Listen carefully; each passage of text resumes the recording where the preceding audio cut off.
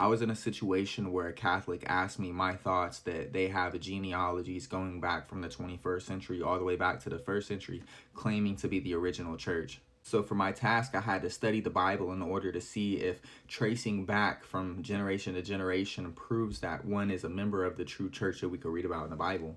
And sure enough, in Acts chapter 20, verse 29, we see that Paul is talking to the elders at Ephesus, and this is what he says. For I know this, that after my departing shall grievous wolves enter in among you, not sparing the flock.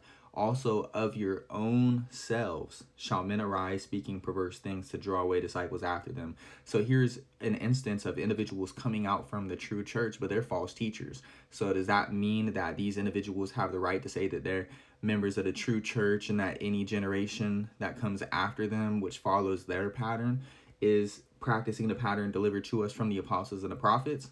The answer is no. It doesn't matter whether or not you can trace generation to generation. What matters, is 2 John chapter 1 verse 9 says, is are you abiding in the doctrine of Christ? Even 2 Peter chapter 2 verse 1 and 2 tells us something similar. But there were false prophets among the people, even as there shall be false teachers among you, who privily shall bring in damnable heresies, even denying the Lord that bought them, and bring upon themselves swift destruction. And many shall follow their pernicious ways, by reason of whom the way of truth shall be evil spoken of.